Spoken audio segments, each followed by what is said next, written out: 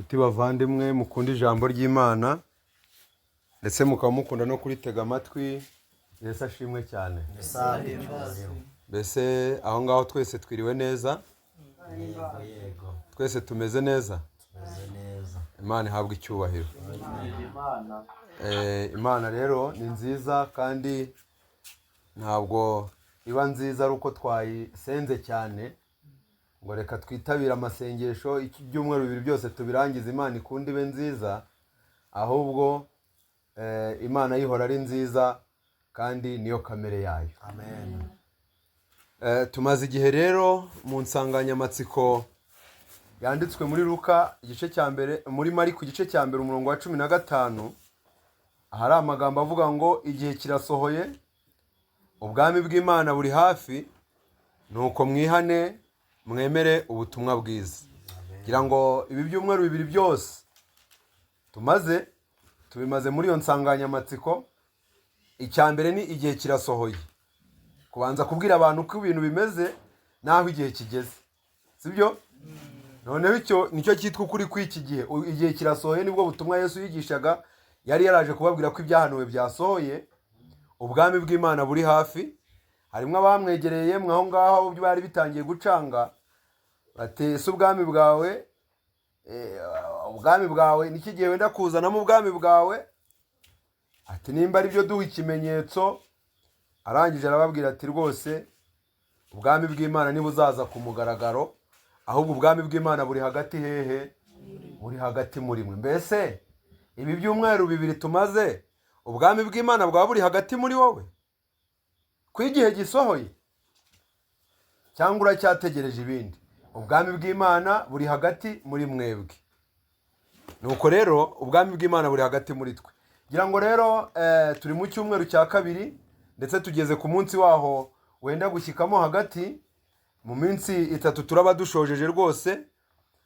Ahari wenda muri 3 wasanga harimo amahirwe yawe, kuko n'igisambo cyayagize mu buryo abantu batabitekerezaga. Nuko rero reka twingire imbere kugira ngo buri muntu wese ajya akuramo ibye. Muri uyu mugoroba tugiye kuganira amagambo avuga ngo ipine y'ubuhanuzi yikaraze uri hehe. Turi kumwe yemwe? Ipine y'ubuhanuzi yikaraze uri hehe. Hanyuma rero turatangiza amagambo ari mu gitabo cyitwa Ivugabutumwa, paje ya 88. Igitabo ntabwo ari njye wacyanditse, narakiguze nanjye nizera ibyanditswe muri cyo. Nimba isomamo ujye wihangana tujyane. Ariko ndasaba ko mbere ya byose ko duhaguruka tukaririmba indirimbo y'169 ivuga ngo wamuragwa we mbese kuhunikira. Kanguka bwangu ushake intwaro zawe. Ndabasaba duhagaze turirimba iyo ndirimbo. Wamuragwa we mbese kuhunikira, kucogoye ugiye kugerayo. Kanguka bwangu ushaka intwaro zawe, wizarira dore byatinze rwose. Amahanga yose yasubiranyemo, bose baradagadwa bihebye. Umva uko amagara ahindira hose, wamuragwa we wigumya gutinda.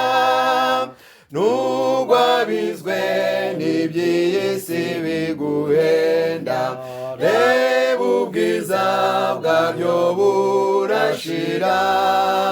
Cingo y'umwanzi yakubohesheje, wamuragwa we zicikeho bwangu. Nyamuneka ntugire imitima ibiri, bamasumwa matagutungura.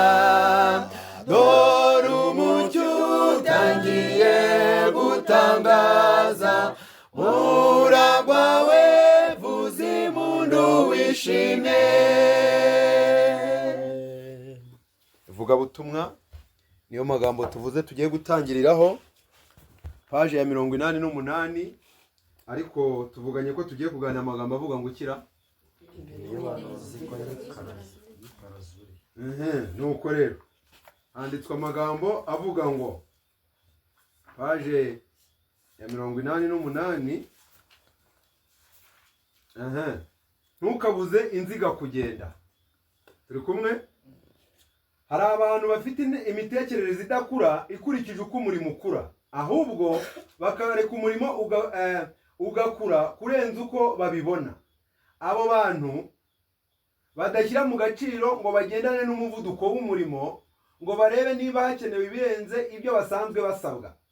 Ntibari bakwiriye kubangamira inziga zatangiye kwikaraga ngo babuze abandi kujya mbere. Numva nimureke duce bugufi mbere yuko twinjira mu insanganyamatsiko, dusenge dusaba Imana idufashe.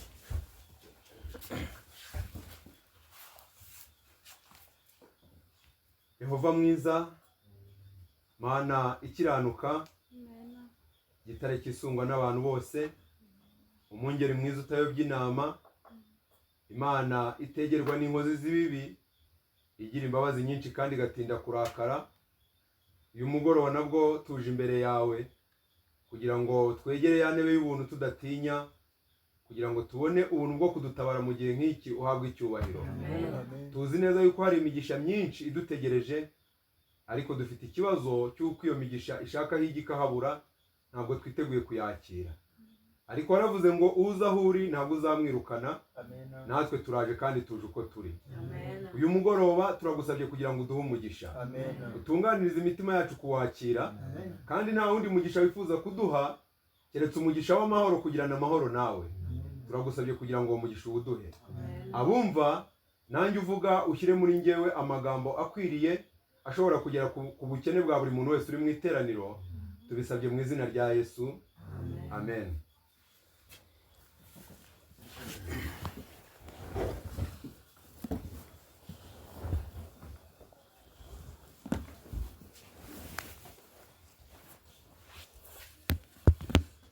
Reka dushime Imana muri uyu mugoroba. Dufite isaha n'iminota 19 aho duhereye ahangaha. Ubwo ngubwo nicyo gihe tugiye gukoreraho. Imana idufashe internet bize kutugendekera neza. Uyu munsi rero nkuko mubyumva twageze mu wundi mwanya, dusa nk'abimutse dukaraza ipineho gakeya, dusa nk'abimutse twimukiye muri Zaburi cyangwa se mu gice cy'ubuhanuzi, ndetse ibibera hirya no hino ku isi. Kandi murabizi ko twavuganye ko ubu ngubu bitewe n'amatsiko ariho ndetse n'urugamba rudutegereje, ndetse bitewe nibigiye biri mu bantu nibigiye bibera ku isi hirya no hino, twavuganye ko tugiye kujya dukurikira akantu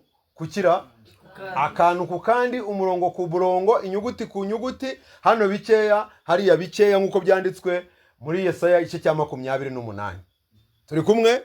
Mbere yuko ntangira rero, nubwo nzi ko isaha y'igihe yatangiye kwikaraga, ariko ngiye gucana mikro ntangirire ku bantu, kuko ndajyanyuzamo mbaza abantu, mba nshaka ko tuganira dufite facts zifatika. Mbere na mbere reka tujye muri Amerika. Hari abantu bageze muri iri teraniro bari muri Leta Zunze Ubumwe za Amerika. Yemwe ndacana kugira ngo mumbwire nimba amajwi muri kuyumva neza.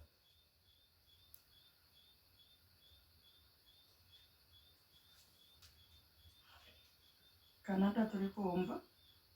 Okay, Canada bari kumva, amajwi ameze neza. Mbese abari mu Burayi, hari abantu bari mu bihugu by'Uburayi bageze muri iri teraniro? Nimba babihari, mwebwe muri hehe? Turahari. Mu Bubiligi barimo barumva. Nta wundi muntu uri mu bihugu by'Uburayi?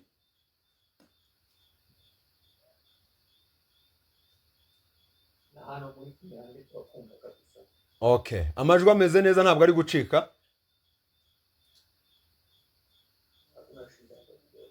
Ahantu muri mwese mwegereye Bibiliya zanyu murazifite mu ntoki? Yego. Okay, mufate Bibiliya rero, turajya tuvuga. Uyu munsi tugiye kuvuga ibintu byinshi mu mutwe abantu bakunda kwandika biga neza, haba bazumva audio cyangwa se bazakurikira icyigisho, ndasaba ko ufite agakayi n'agakaramu yandike, kuko tugiye kuganira ibintu bikomeye ndetse bivuga ngo ipine y'ubuhanuzi yikaraze uri hehe, sibyo? Ubundi tumenyeye ko ipine riba hehera, ipine riba ku binyabiziga, ishobora kuba ku igare, ishobora kuba aho yemwe, rishobora kuba ku modoka, rikaba kuri moto, aho nyine indege zigira amapine iyo zigiye guhaguruka, aho yemwe rimwe na rimwe usanga n'ingorofani nazo zigira amapine. Ariko ubuhanuzi buriya nabwo bufite ukuntu bugenda bwikaraga mu ruziga rwabwo, sibyo se? Nuko rero ubwo tugiye kureba ku ipine y'ubuhanuzi, turebe yikaraze uri hehe. Nimba wari uri mu mwanya mwiza urahirwa, ariko nimba wari uri mu mwanya mubi ni ikibazo. Ariko nusanga wari uri mu mwanya mubi, ushobora kujya mu mwanya mwiza, ariko wajijinganya ushobora nanone kwikururira ibibazo. Turi kumwe? Nuko rero reka tuganire iby'iki kintu, ipine y'ubuhanuzi yikaraze uri hehe. Ubundi maze igihe ntekereza cyane, ariko iyo ndi gutekereza nkunda gutekereza abantu bitwa abayuda. Turi kumwe yemwe? Kuko abayuda nibo abantu umwami Yesu yitegereje, imyumvire abayuda bari bafite ku bijyanye n'agakiza. Igihe yari ari kubabwiriza ibimenyetso byo kurimbuka kwabo, yabagereranije neza n'ibimenyetso byo kurimbuka kw'abantu b'iki gihe. Turi kumwe? Matayo 23, Matayo 24, Luka 21, Luka 23, aho hantu Yesu yagiye havuga ibimenyetso, agenda azamuka yerekeranye uburyo ipine ry'ubuhanuzi ryagiye rizamuka ryikaraga. Uzamutse kwa Nowa, Yesu yajya kubwiriza abantu b'abayuda, akababwiriza bagiranye no kurimbuka kw'isi, agahita ashyiramo ikimenyetso ngo uko iminsi yo kwa Nowa yari iri. Akazamuka yagera kwa Sodomu mu mateka, akavuga ati uko iminsi y'Isodomu nayo yari imeze.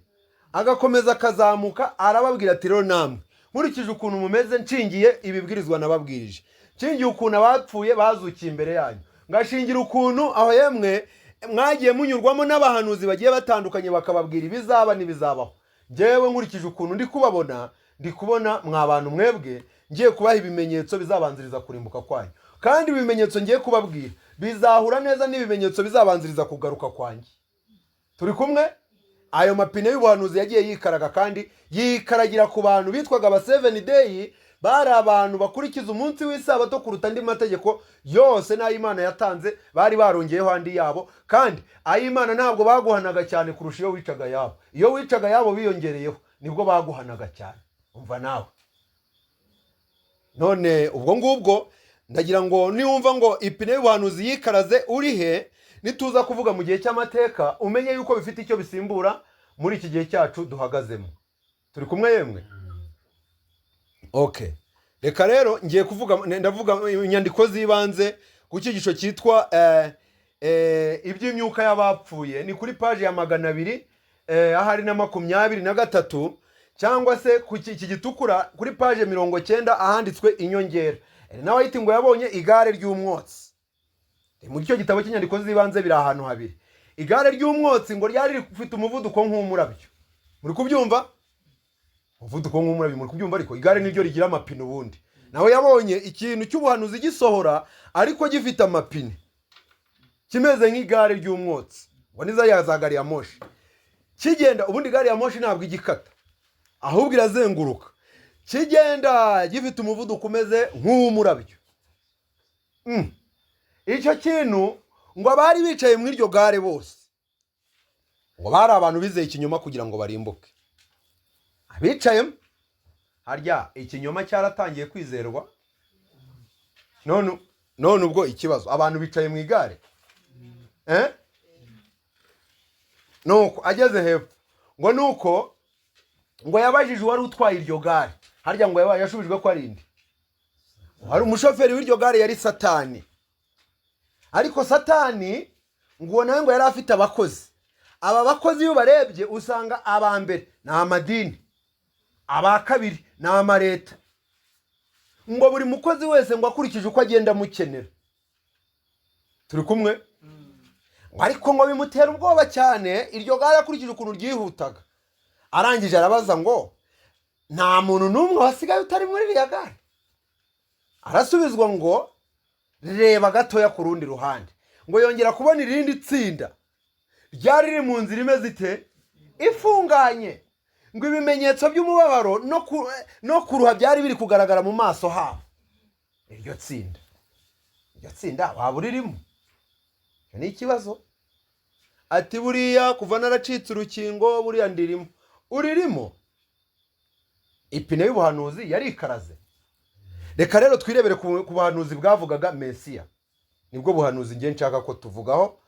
Uri kubona uwitwa Aburahamu, umuntu wa mbere twavuga watangije gahunda y'ibitambo. Nubwo Adamu yatambye igitambo, ariko nawe yahawe ubuhanuzi bwa Mesiya, kuko ari kubaga inama Adamu yeretswe ukuza kwa Mesiya uzaza gucungura abantu.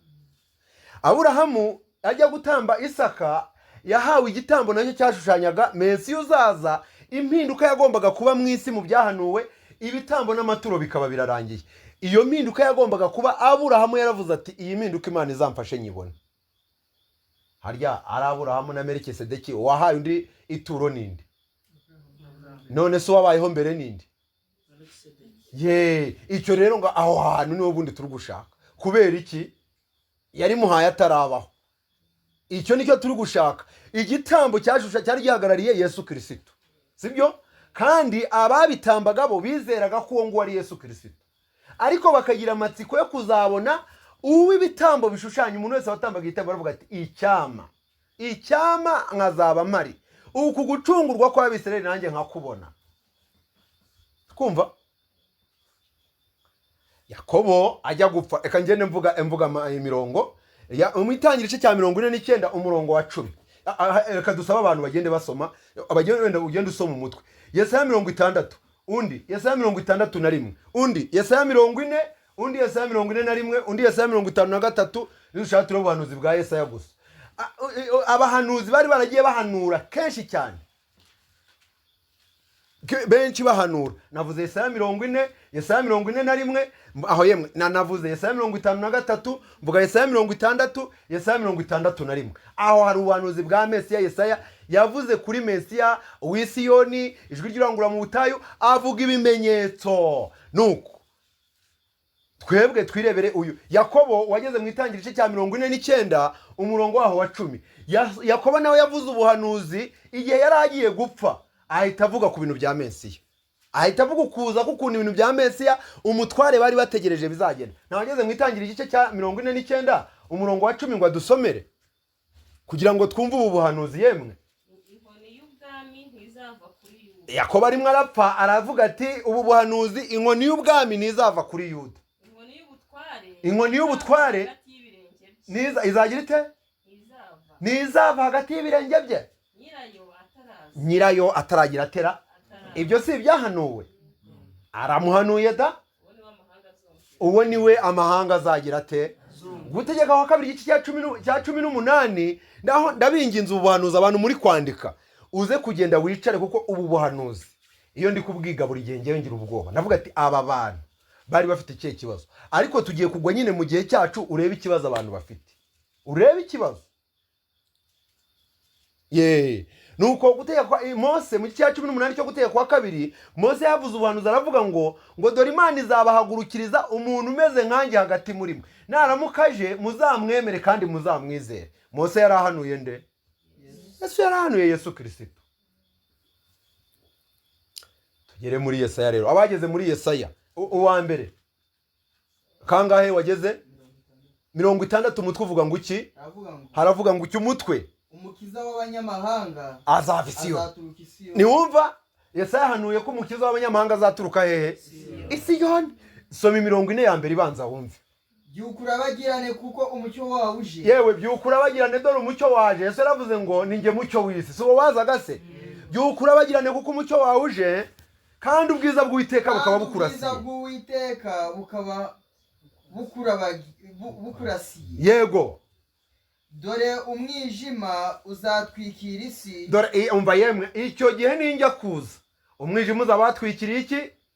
Isi. Nuko umwijima w'icuraburindi uzagota amahanga, uzatwikira amahanga. Harya ibi ngibi si cyo kibwirizwa Yesaya? Yesu ntabwo yigeze aza abwiriza, ntabwo yigeze avuguruza abahanuzi, kuko ikibwirizwa yatanze muri Yohana igice cya 3 yaravuze ngo ngo kuko Imana yakunze abari mu isi cyane byatumye itanga umwana wawe w'ikinege kugira ngo umwizera wese atagira ate. Arangije ahita asubira mu buhanuzi bwa Yesu aravuga ngo ngo umwizera ntacirwaho iteka, utamwizera amaze kuricirwaho. Ngo uko gucirwaho iteka ni ukuhe? Ni uko umucyo waje mu isi abantu bagakunda umwijima kuwurutisha umucyo. Uri kumva ahita asubira mu buhanuzi bw'umucyo wavuga ugomba kuzaza, ariko ukaza mu gihe umwijima wagose amahanga. Turi kumwe yemwe? Yesu nawe ntabwo yigeze avuguruza abahanuzi. Egera imbere indi 20 isigaye. Nuko dore umwijima uzatwikira isi, dore umwijima uzatwikira isi, umwijima w'icuraburindi uzatwikira amahanga, ariko Uwiteka azakurasira kandi ubwiza bwe buza. Pause. Reka undi tubonye ko Yesaya yahanuye Mesiya avuga avuza ahantu azaturuka, uriya musozi Siyoni, uriya wari uri mu burasirazuba, sibyo? Yesu nawe ari kuvuga ibyo bimenyetso, yashyizemo ibimenyetso by'umusozi Siyoni. Abangaba nabo muri Zaburi ya 15 bavuga ngo Uwiteka ninde uzatura, uzaguma mu ihema ryawe, ninde uzatura ku musozi wawe wera, sibyo? Ariko n'ibyahanuwe birangiye mu byashije ya 14 tuhasanga abantu 144 bahagaze ku musozi wa hehe w'Isiyoni. Uyu musozi rero wari mu burasirazuba bw'isi, ariko nanone twongera kubona ibimenyetso biri muri Daniel igice cya 11 byerekeza ku musozi w'Isiyoni. Turi kumwe yemwe? Mu burasirazuba bw'isi. Kandi ikimenyetso kigomba kuzagaragarira mu burasirazuba bw'isi ni intambara. Izo ntambara Yesu yari yarazihanuye, aravuga ngo muzumva intambara nimuha. Yesu nawe yari yarabivuze, ntabwo yavuguruje ba Daniel cyangwa avuguruze ba Mose, yaje guhamya ko ari we. Turi kumwe yemwe? Icyo kimenyetso cyavuzwe twebwe twagiye ko ari ikimenyetso cya nyuma kizagwamo n'abantu benshi, kuko no mu byahisho na Yohana yarabishura avuga ngo abamarika bohe ku ruzi Ufurati bazica 1/3 cy'isi, sibyo? Nuko undi wafubonye indi Yesaya ninde? Yesaya 40. Ubwo hita ufata indi, ohita ufata 5/3. Yego, ijwi ry'urangurura mu butayu. Nimuhumurize abantu banjye, mubahumurize, niko Imana yanyu ivuga. Muvuga iby'ururutse imitima y'ab'i Yerusalemu. Mukomere muhabwire yuko intambara zaho zishize, kandi ko gukiranuka kwaho bakubabariwe, n'ibyaha byaho yego. Egera imbere gatoya. Nimwumve ijwi ry'urangurura ngo mutunganyirize Uwiteka inzira mu butayu. Icyambere mutunganyirize inzira Uwiteka inzira mu butayu. Mugororere Imana yacu inzira nyabagendwa mu kidaturwa. Mugororere Imana yacu inzira nyabagendwa kuri Firidi, yego, kuri Yunyoni, yego. Muyoboke mwese y'ubutayu abashaka guturanganya inzira z'Uwiteka. Igikombe cyose kizuzuzwa, kandi umusozi wose n'agasozi bizaringanizwa. Nahagoramye hazagororwa. Pause. Undi twabyumvise ko nani avuze ibimenyetso bizabanziriza kuza kwa Mesiya, avuzemo ijwi ry'urangurura mu butayu. 5/3 bahanura urupfu rw'umugaragu wandera w'Uwiteka. 20 yihuse. Ninde wigeze kumenya ibyo twumvise? Ninde wigeze kumenya ibyo twumvise? Kandi ukuboko k'Uwiteka kwahishuriwe nde? Kandi ukuboko k'Uwiteka kwahishuriwe nde? Kuko yakuriye imbere ye nk'ikijejijeji. Kuko yakuriye imbere nk'ikijejijeji, nk'igishyitsi cyumburira mu butaka bwumye. Nk'igishyitsi cyumburira mu butaka bwumye. Yari afite ishusho nziza cyangwa igikundiro. Yari afite ishusho nziza cyangwa ntiyari afite ishusho nziza cyangwa igikundiro. Kandi ubwo twamubonaga ntiyari afite ubwiza bwatuma tumwifuza. Pause. Ngaho mba rero baramubonye uwo basezeraniwe, ntibari bamufite mu byahanuwe, ariko ikibazo ngo kubera aje adafite ubwiza bwatuma bamwifuza, ngo aho niho ubuhanuzi ngo bupfiriye. Ngo ubuhanuzi buraje, ariko ngo ntabwo bufite ubwiza bwatuma babwifuza. Kubera iki? Ngo hepfo aravuga ngo yakubiswe ngo bamutekereje nk'uwakubiswe n'Imana Data, yaje yicishije bugufi nk'intama ijyanwa, nk'uko intama ijyanwa n'uyikemura, ngo ntiyakomye, ntabwo yigeze abatuka, ntiyabagiriye nabi. Ariko umva ngo kubera aciye bugufi gutyo, ngo ntabwo iza yari afite bwatuma bamwifuza. Urumva? Ninde wundi? 6:1 Haranditswe ngo haranditswe ngo umwaka Uwiteka agiriramo imbabazi. umwaka Uwiteka azagiriramo imbabazi, niko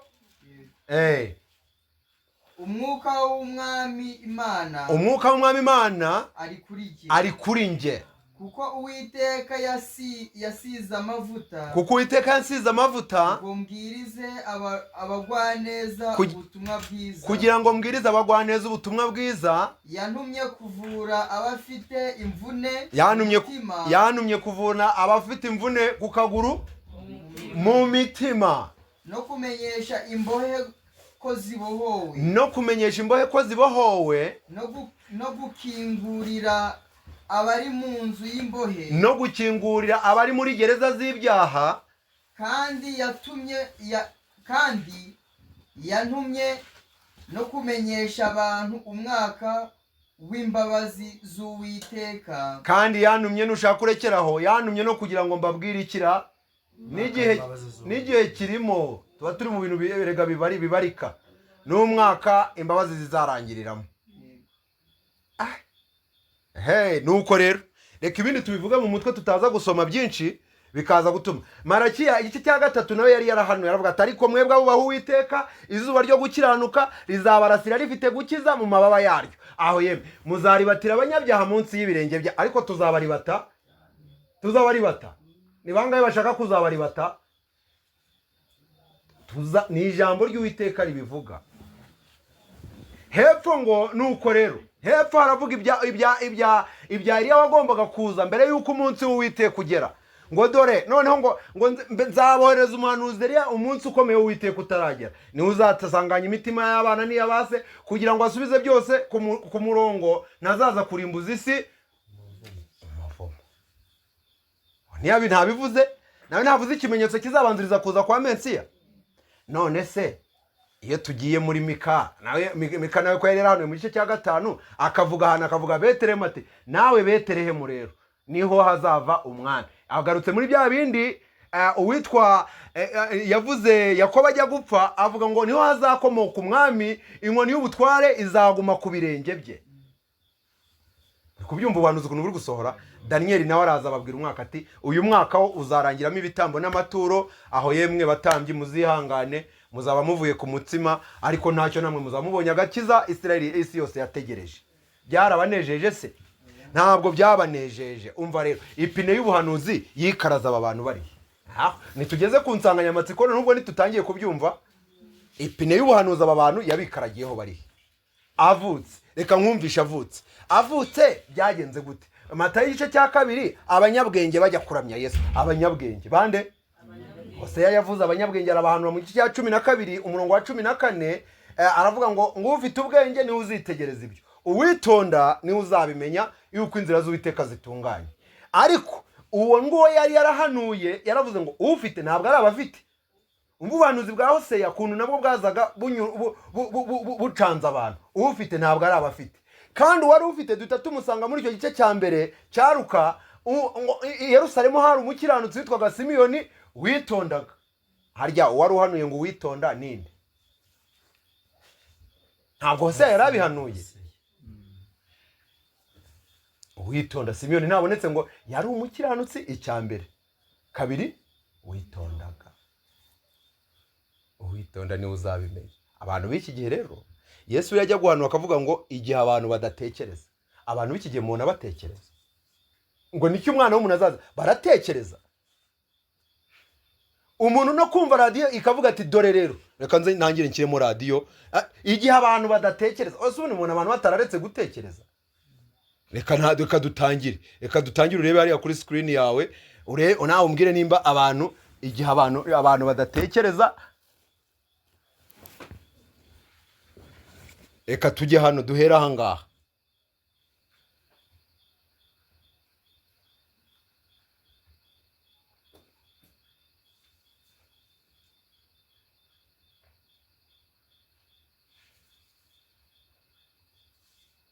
Hari icyo mubona kuri screen zanyu muratubwira.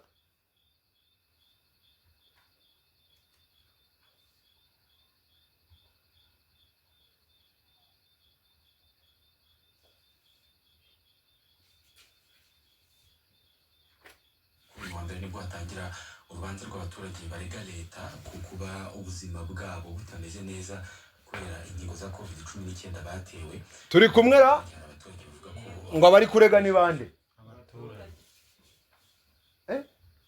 ngo bari kurega ndetse ubwo harya reka twibukiranye leta ariko rero twebwe dufite leta agira ngo nayo ifite imvura y'umuhindo. Leta ibwira abantu iti reka tubabwire abaturage ibi bintu mubimenye ni inyamaswa iri gukora ibi bintu, ahubwo nihagira ingaruka ziza mudusinyire musinye yuko nihagira ingaruka ziza nta kintu nzabaza ikigo gishinzwe ubuzima. Abantu ntibabisinye ibyo bintu. Abaturage umbe turi kuganira ngo igihe abantu badatekereza, Yesu aravuga ati igihe abantu badatekereza nicyo umwana w'umuntu azazamo. Umuntu ararebye leta iri kuvuga ngo ibyikweho dosiye ati ibi bintu byazagira ingaruka ku bantu twaba turushywa n'iki. Reka tubabwire abantu badusinyire bati nibamara kudusinyira dusinyire bati twebwe turasinyira ko duhaye ikigo gishinzwe ubuzima mu Rwanda n'ibindi bigo bigishimikiye ko nihagira ingaruka zizwe cyangwa izitazwe zizaterwa n'uru rukingo bitewe nuko rutasuzumwe ko nta kintu nzabaza ikigo gishinzwe ubuzima. Ikindi ndemeza ko bafata amakuru yanjye ajyanye no gukingirwa bakayashyira muri systeme, ariko bazama serivisi yo kungirira ibanga. Siko isinyivuga igihe abantu bagize gute abantu badate ipine y'ubuhanuzi yikarazuriye. Komeza ni radio turiho hariya ingaruka izibizwi nka effet secondaire kubera ingingo za COVID-19 barase kuri uyu wa mbere nibwo hatangira urubanza rw'abaturage barega leta ku kuba ubuzima bwabo butameze neza kubera ingingo za COVID-19 batewe. Angaha mu Budage hari abaturage bavuga ko bakomeje kugerwaho ingaruka izibizwi nka effet secondaire kubera ingingo za COVID-19 barasaba indishyi. Kuva mu mpera za 2021 nibwo mu isi hatangiye nyine ibikorwa byo gukingira COVID-19 icyorezo cyari cyugarije isi. Ikigo cy'Uburayi gishinzwe imiti kivuga ko urukingo rwa COVID-19 rwashoboye kurokora ubuzima bw'abasaga miliyoni 20 bwari mu kaga kubera iyi COVID. Ariko mu Budage hari abaturage bemeza ko mu byatumye ahubwo ubuzima bwabo bujya mu kaga. Hari abasaga 400 batanze ikirego. Kuri wa mbere nibwo urukiko rwitwa Hamburg mu majyaruguru y'Ubudage rutangira kumva abarega. Ku nshuro ya mbere ubutabera bugiye kwiga kuri ibyo bibazo. Eka tunarekera aho ngaho ubwo aho twakirirwa tujya mu bintu byinshi cyane ra kira ni ikintu kivuzwe. Yesu aravuga ati igihe abantu bagize gute badatekereza. Ariko ijambo ryavugaga ngo iki ryaje rivuga ikimenyetso cyo kuza kwa Mesiya. Integuza y'umwami Imana yaje ivuga ngo nimutunganye inzira z'Uwiteka mugorora inzira ze. None ubutumwa tugomba kuba dufite aberekezwe mu butayu no buvuga ngo iki nimutunganye inzira z'Uwiteka mugorora inzira ze. Uwo Eliya agomba gusanganya imitima y'abana n'iyabasi. Umuntu wese wagize uruhare muri ubu bwicanyi natunganye inzira z'Uwiteka. Ni iki ngiki turi kuvuga bitewe ipine y'ubuhanuzi ndi turugana ngo yikarazuye. Buriya bitewe no kwiga ubuhanuzi nabi igihe turimo ndagira ngo mbabwire ko ni igihe kidasanzwe. Abantu benshi mu minsi itambutse abantu bamwe bavuye aho ngaho baravuga bati ubu rero kuviye ari COVID ubi cyumweru cyatangajwe kuva umuntu atajya kugura atambaye agapfukamunwa ubwo ni dimanche nta kindi. Sibyo itewe no kw'ingaruka yo kwiga ibyahanuwe nabi. Kandi nyuma na nyuma biri kurangira Satani abwiye aba bantu yuko baciriwe witeka kandi ari we waboheje ngo bemeze ngo ni ibyago birindwi. Ikimenyimenyi na hano turi kumwe n'umuntu wari mu byago birindwi. Usibye ko Yesu yamugiriye neza akaba yaragarutse. Ariko ibi bintu bijyanye no kwiga ibyahanuwe nabi ipine y'ubuhanuzi kabikaragiraho. Ibi tuvuga tuba tubivuga buri abantu bajye bihangana nitujya tuvuga ukuri tujye tukuvuga ku mudendezo tukuvuge tukurangize abantu hatazagira amaraso y'umuntu atugerekwa ku biganza. Sibyo nicyo cyanditswe muri Ezekiel igice cya 33 n'igice cya 3 ngo nindamuka mbwiye umunyabyaha ni gupfa kuzapfa. Uwo munyabyaha numuburire uwo munyabyaha azarimbuka azize ibyaha bye ariko amaraso ye nzayabaza nde wowe mubwiriza. Ariko nuramuka umuburiye akanga uwo munyabyaha azapfa azize ibyaha bye. Nk'ubu iyo tuvuze nk'iki kintu tuba turi kuvuga ariko tubizi ko hano hari abantu ufite urukingo rumwe ufite zingahera hari abafite ebyiri ufite zingahe wowe hari abeshatu hari abenye mujye mwihangana no tuvuga ukuri hatazagira uvuga ngo turi kumushinyagurira aho kugira ngo bazavuge ngo mwarasinyishijwe. Nicyo turi kuvuga icyo turi kuvuga nyine impamvu turi kuvuga isomo dufite riravuga ngo igihe kirasohoye ubwami bw'Imana buri hafi nuko mwihane mwemere. Si icyo ngicyo se turi kuvuga, ariko nanone ukuri kubonetse tugomba kugushyira imbere y'abantu aho kugira ngo amaraso y'abantu azatujye mu biganza. None nze nkubwire ngo haleluya uzajya mu ijuru, haleluya ejo bundi bagutere chipu batuzajya mu ijuru, ubwo si ubwo butumwa nubwo mu butayu bwanguki. Nuko nguko rero ukuri kwari kumeze. Ariko Yesu aravuze ngo ari kuvuga ibyahanura, aravuga ngo igihe abantu badate abantu bo muri kiriya gihe nibo yari kubwiriza ariko yerekeza muri iki gihe, n'abantu b'iki gihe nibatekereza. Naho umbwire ubuhanuzi bwa mbere aravutse, abanyabwenge baragenda bagiye ko uzaba abanyabwenge n'abanyabwenge bo mu turere twa gipagani abagira iki bari baraho mu turere twa, ariko bari barize iby'ibitambo bihora bitambwa, barize iby'inama bagasobanukirwa mu mizingo ko hari inama zihora zikegetwa kandi ko hari impinduka izabaho hakaza usimbura ibitambo bya bitambo byashushanyaga. Nuko ngo babonye inyenyeri bari barasomye ko izo nyenyeri zizaza zishushanyije abamarayika, bazibonye bavuga tumva rero dukurikije ibintu abayuda bahawe n'ukuntu ariho inyenyeri zaturuka. Baramu yarebe hano mu gice cya 25 cyo kubara ngo inyenyeri zava mu muryango wa Yuda, ibyo ngibyo bari barabihawe. Ababisomaga aba bayuda bo bari barageze mu gihe cy'ubupagani bukomeye kugeza ubwo ubwonko bwabo bucura umwijima kugeza ubwo batumba ibyahano. Abo zamura uze kumusunikira iki cyigisho urebe. Umva ati ntabwo njya numva kuva na kera twarakingiwe, tuvuka baradukingiye, baduteye za tetanusi, baduteye za moraji nazari, baduteye barazirondora indwara, ariko wigeze ubona urukingo wanga bagutera bakuziritse na saa 9 z'ijoro? Moraji baguteye moraji uziritse. Igihe abantu badatekereza Yesu avutse byagenze gute? Aje yaravutse aragenda yigira mu bashumba, yigiriye mu bashumba, abandi bari babifite ibyahanuwe ntibamenye ibyabaye. Ahubwo abanyabwenge Simiyoni umukiranutsi witondaga, iki kibazo aha niho tugomba gupimirwa. N'ibyahanuwe bigomba kumenyeshwa kugaruka kwa Yesu. Nta rundi rugero dukwiriye gupimirwa kugira ngo tumenye ibyo kugaruka kwa Yesu, no gukiranuka no kwitonda. Ntabwo Imana izigera icisha bugufi gukiranuka kwayo, kandi ntabwo Imana izajyana umuntu ufite ubutungane buri munsi y'ubwo yari yaremye.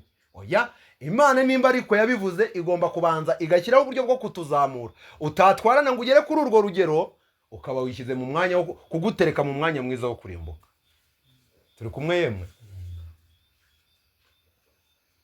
Twiyegerera imbere. Nta muntu ufite intambara ikomeye se? Muyisome page ya 228. Umuntu uyifite nadusomere.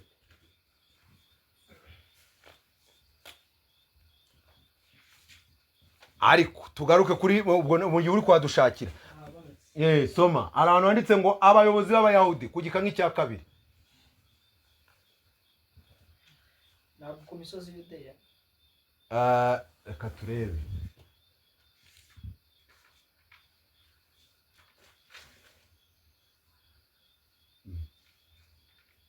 Cyawe ni bwoko kirafanduzi.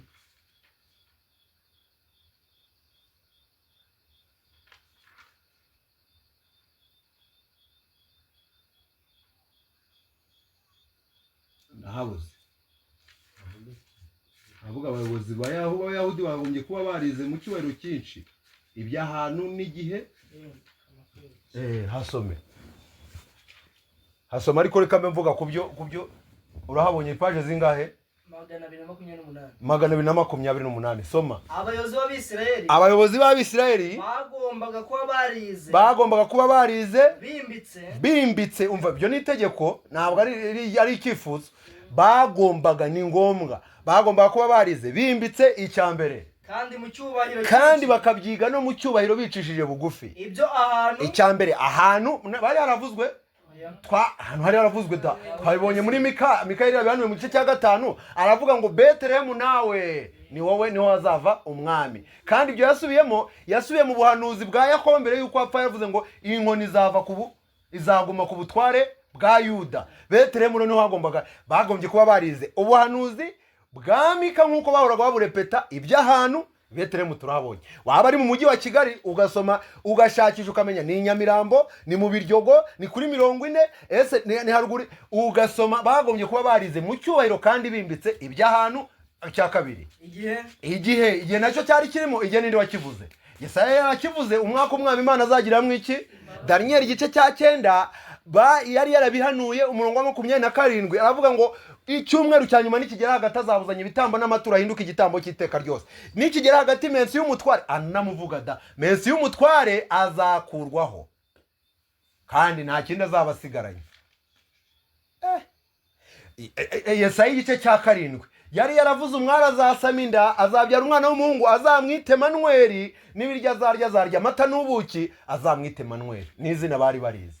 None ngo abayobozi b'Abisirayeli bagombye kuba barize mu buryo bwimbitse iby'ahantu icya mbere n'igihe icya gatatu barandika ngo n'ibizajyanira n'igikorwa gikomeye cyane mu mateka y'isi. Hari akantu usize n'ibizajyanirana aho naho ndashaka ko barize bimbitse kandi mu cyubahiro cyinshi. Bimbitse kandi mu cyubahiro cyinshi. Icya mbere iby'ahantu igihe n'ibizajyanirana n'igikorwa gikomeye cyane mu mateka y'isi. N'ibizajyanirana n'igikorwa gikomeye cyane mu mateka y'isi. Pause. None ibi bintu biri kwigishwa si ibibanziriza kuza kwa Mesiya kwa mbere, ariko si nibibanziriza kugaruka kwa Mesiya. None se Mesiya amaze kuboneka atangiye kubwiriza, ntabwo mu bibwirizwa yabwirije yashyizemo ngo hazabaho intambara, habeho indwara z'ibyorezo. Ntabyo yashyizemo. Waduhakanira se. None se Mesiya arimo arabwiriza Yesu yashyizemo igishushanyo cy'inyamaswa? Ntacyo yahashyize. Reka tukubwira aho biri. Matayo 24 umurongo wa 45 haravuga ngo iby'abagaragu babiri. Ninde mugaragu ukiranuka w'ubwenge shebuja yasigiye abo mu rugo rwe kubagerera igero igihe cyaryo? Uwo mugaragu arahirwa shebuja naza agasanga bikora. Ndababwiza ukuri ko azakenyera akamwegurira ibyo atunze byose. Ariko umugaragu mubi mba nawe niyibwira mu mutima, nabibona kuri televiziyo, niba mu telefona, niyibwira mu mutima ati databuja aratinze. Cya kintu Imana isuzumiraho umuntu wayo wese ko ari umuntu uyiringira koko, agatangira gukubita abagaragu bagenzi be no gusangira n'abasinzi. Shebuja wo mugaragu azaza umunsi atamutegereje, ariko kumva urwifatanye gusangira n'abaki. Ibyashu gice cya 18 tuhasanga abasinzi niyo nzoga yariyo ngo iraguye Babuloni wa mudugudu ukomeye wateretse amahanga yose inzoga. Gusangira n'abasinzi rero tubyumviye aho muri Bibiliya dusanga ko umugaragu mubi azatangira gukubita abo yarashinzwe kugerera. Harya barakubitwe nawe warakubiswera? Yego. Arakubitwa. Ngiki cyo Mesiya yigishaga. Vuga ati agatangira gukubita abagaragu. Yeremiya yari yarabihanura aravuga ngo ngewe ntabwo bankubita inkoni ahubwo bankubita umunwa. Akaba baramuciye rero. Shebuja wo mugaragu azaza umunsi atazi n'igihe atamutegereje, amucemo kabiri, amuhanane n'indyarya, amujugunye hanze niho bazarira bakayikenyera. Amen. Singiryo se urwifatanye. Ntabwo Yesu yaje kuvuguruza abahanuzi. Cyo kintu muracyumvise? None si ipine yikaraza uri hehe? Si kibazo. Ipine ndacyabaza ikibazo, ipine y'ubuhanuzi yikaraze uri hehe?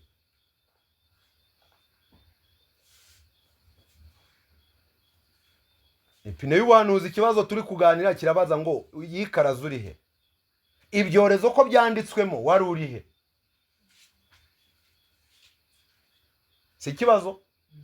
Uru rwifatanye ninde mugaragu narwo tugiye kurureba. Uwo murongo wa Matayo 24 umurongo waho wa 45 narwo reka turwumve. Umugaragu mubi.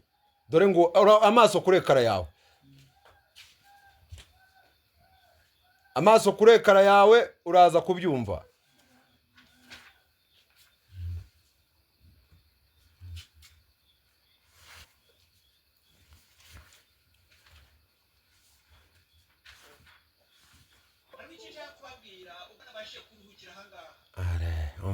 Umva nawe.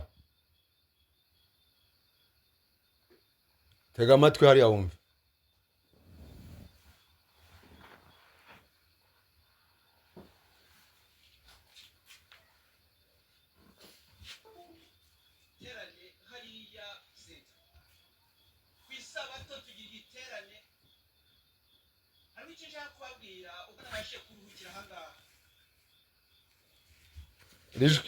Irijwi murarizi yemwe? Irijwi ni iryande? Byiringiro Hisironi. Ashinzwe iki? Perezida wa Union y'u Rwanda. Ubwo bivuze ngo ni umugaragu ushinzwe kugerera abagaragu bagenzi be. sibyo kuko ni umuntu nk'abandi, ni umuntu nkatwe, ariko hari ikintu adusumbye. Yaratoranyijwe kugira ngo atugenere igerero, ibitabo tubibone ku gihe, tubisome ku gihe, aho yemwe twamagana ubumwe bw'itorero na leta ku gihe, tuvuga ubutumwa bwa marayika batatu ku gihe, irangamuntu koranabuhanga tuyishyiremo, microchip tuzishyiremo, ifaranga rimwe turishyiremo, impuzamadini tubyamagane, aho yemwe inkingo zangiza imibiri nk'uko twabibonye abantu bari kurega tuzamagane. Uyu nicyo ashinzwe, si cyo ahagarariye, ariko reka twumve noneho.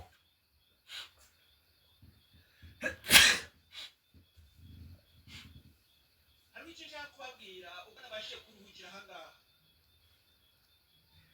Mu gihe gishize twagize igiterane hariya kuri convention center, ku isabato tugira igiterane hariya kuri stade Amahoro, ariko abenshi ntabwo babashije kukizamo kuko bavuga bati itorero ry'abadivantisiti rimaze kuyoba. Abandi baza kuvuga ngo itorero ry'abadivantisiti rimaze kugera muri cya kibaya cya Dura. Bene data na bashiki banjye ntabwo ari itorero rigeze. Sa speculation cyangwa ibyo abantu bibwira, ndagira ngo mbabwire ko atari byo.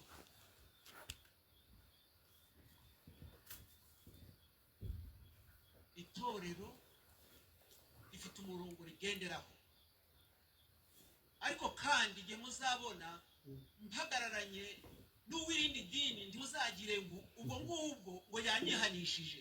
Numva bwa buhanuzi Yesu yigishaga, ntimuzabitekereze. Hari indi migambi iba ihari, hari indi yerekeye gukiza abantu, umva nawe ku bitoro by'abadivantisiti cyangwa andi matoro yose. Dufite gahunda yo guhuriza hamwe kugira ngo turwanye ibiyobyabwenge. mwumva, ariko hariya turi kumwe yemwe. Tubonye umwami Yesu arimo arigisha ibyahanura, aravuga ngo mu kimenyetso atanze kizabanziriza kurimbuka ku isi, aravuze ngo umugaragu mubi niyibwira mu mutima ati databuja aratinze, agatangira gukubita abagaragu bagenzi be no gusangira n'abasinzi, sibyo? None ngo dufite gahunda yo kurwanya iki? Reka turebe mu buturo bwera, kimwe n'ayandi madini. None reka twibaze, mu buturo bwera gahunda yo kurwanya ibiyobyabwenge iboneka ku ruhe ruhande ko mwiza ubuturo bwera? Kandi ko itorero ry'abadivantisiti ingingo y'186 n'156 mu byaduka iravuga ngo itorero ry'abadivantisiti rizapimirwa ku minzani y'ubuturo bwera, ingingo y'189 siko yanditswe. None ibiyobyabwenge biboneka muri gahunda y'ubuturo bwera? Gahunda y'ibiyobyabwenge, ibiyobyabwenge no ubutumwa burwanya ibiyobyabwenge, kwa ukurwanya icyaha burundu. Kadukomeze. Amatorero baravuga ibintu bigakorwa, none reka tubitabaze. Igihe umuntu akwitabaje ati abantu bariho bapfa bahagaze, mwebwe abanyamatorero biri mu nshingano zanyu zo gukiza ibitekerezo by'abo bantu. Ntabwo rero icyo gihe babinsaba ngo twebwe abadivantisiti mu byo ngibyo ntabwo tujya tubijyamo, tujya dusobanukirwa neza. Mu minsi ishize bamwe barabimenye, ndetse bamwe wenda babigiraho n'amagambo. Umuyobozi wanyu ari we nge nagiye i Roma. Umva batuka yagiye i Roma, nta kindi yagiye gukora. ariko arimo araseka, muri kubyumva, nta kindi yagiye gukora. Reka mbereke icyo yabazaniye hariya, icyo yahise atuzanira avuyeyo, kandi murahita mubyibuka. Ariko reka nze nkibereke. Twahise duhabwa gahunda yo kujya muri yubile y'imyaka 100, mu mudendezo, ariko uraza kubona icyari kiri mu mudendezo. Invitation baduhaye, agiye kubivuga nindangiza ndakwereka invitation yari imbere kuri screen yawe irahari, uze kwirebera nawe. Reka banza byivugire, naza kumwongerera. Hari bimwe twagombaga kureba. Abantu benshi bagiye barengana bitewe na constance wari uhari. Ibyo ukajya kubireba ukareba aho babashyinguraga, ukareba aho Paul na Petero bari bafungiwe, ariko ntabwo bari bivuze ngo amatora agiye kwihuza. Ndagira ngo bahumurize ibyo ngibyo ntabwo bizaba kandi siko biri, kugira ngo itorero ribashe gusobanukirwa. Ntabwo bizaba kandi siko biri. Ariko se umwami Yesu yabibwirije? Umwami Yesu yabwirije ko bizaba? None se niba yabibwirije koko ntabwo bizaba? Ahubwo ikibazo kiri mu mutwe w'ikijjo dufite ipine y'ubuhanuzi yikaraze uri hehe? Kugira ngo nkomeze nyobore hari ndi kwiga itorero, muri kumva hari. Ndagira rero kugira ngo abona nk'ibyo ngibyo ntibazajye bavuga bati ibintu bimeze bityo. Kuri 29 tuzatera hariya muri ka Kigali muri arya mahema aho amatoro yose zabateranye, ariko duteranijwe no kurwanya ibiyobyabwenge. Tuzaturi impuzamahanga, dushaka kubirandura burundu dufatanije n'igipolisi kugira ngo gikumire iyo business iza mu gihugu cyacu, kugira ngo yo kugihindanya. Izo ni inshingano yawe, ni inshingano yanjye, ni inshingano yacu twese, kugira ngo twubake iki gihugu, twubake abakristo bazima. batanywa inzoga. Turabararitse rero kugira ngo muzaze muri uwo mugoroba. Ngize ngo azagira yazamure Karuvari, none ngo nukubigenza gutera bashyikiriza polisi. Ikibwirizwa kiri kubaza ngo ubuhanuzi bw'ikarazu uri hehe? Reka rero muzamenyeshwa abazaba bashaka gukurikira ngo babirebe aho ngaho. Ikindi nakwifuza ko nababwira, ikindi nuko uyu mwaka tugiye gutangira w'ibihumbi 2019 twitegura isabukuru y'itoro ry'Abadivantisi rimaze imyaka 100 ribaye mu Rwanda. Imana rero yaguhaye amahirwe wowe nanjye kugira ngo iyo myaka 100 ishire turiho. Bamwe twavutse umurimo utaratangira, ariko noneho tugeze ku myaka 100 turiho. Reka tuzagire kwishima no gucelebratinga hariya kuri stade Amahoro mu kwezi kwa 9, igihe umuyobozi w'itoro ku isi yose azaba yaje, kuko tuzaba twaramuraritse. Reka turekera aho ngaho wimuvona. Reka twikomereze. Komeza urebe kuri screen ubutumire uko bwavugaga. Reba ubutumire ngo buriya ababwitabiriye mwese murebeho hariya. Urasanga ubutumire buriho umuntu uziritse imikwege. Ubutumire bwavuye i Roma. Dore buriho umuntu uziritse amaboko abiri. Muri kumubona? Amaboko ngaya ariko ariho iminyururu. Muri kubibona? Haranditse ngo ubutumire ngo ni All African Religious Liberty Association. Imba nawe ngo ni All Africa ngo ni ukwishyira hamwe mu mudendezo w'idini wa Afrika. Abanyafrika bose bishyize hamwe mu mudendezo, nyine ikitwa umudendezo. Ariko iki kintu cyitwa umudendezo ntabwo korari imwe yararirimbye ngo umudendezo w'idini utanzwe n'ubutegetsi nubwo ushyigikiwe n'icyiza nta kindi ubugamije keretse gufatanya n'abapagani kweza imana zabo. Ariko se uyu ni umudendezo w'idini? Oya, ntabwo ari wo. Uraza kureba icyo bitaga umudendezo hariya. Hari indi foto ugiye kuhareba kugira ngo dukomeze twibaza ikibazo ngo ipine y'ubuhanuzi yikaraze urihe. Urabona? Ariko iyi nayo mbere yaho yuko tuyinjiraho uraba uri kuyireba hariya. Ariko reka mbanze nyisome nze kuyiviraho rimwe. Handitswe ngo radio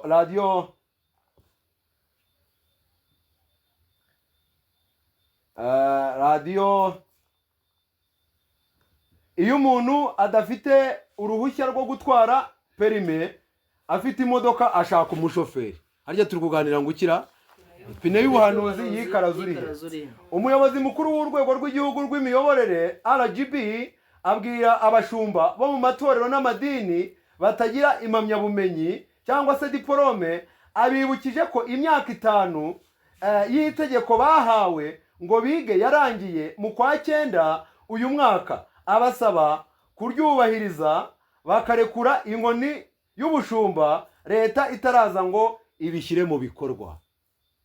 Turi kumwera? Dore rero imyaka 5 babivuga kugira ngo mutazajya mubona urugogwe ruguye abantu hejuru, wenda kugira ngo birusheho kugenda neza. Uraza kumva igihe tujye kwa Mwambutsa,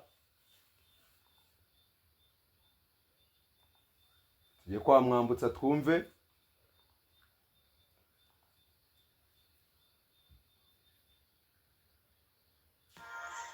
Inama nshingamateka y'u Rwanda yarayemeje ko ku bwiganze bunini itegeko risaba abantu bigisha iyobokamana kuba barabyize kugeza ku rwego rwa kaminuza.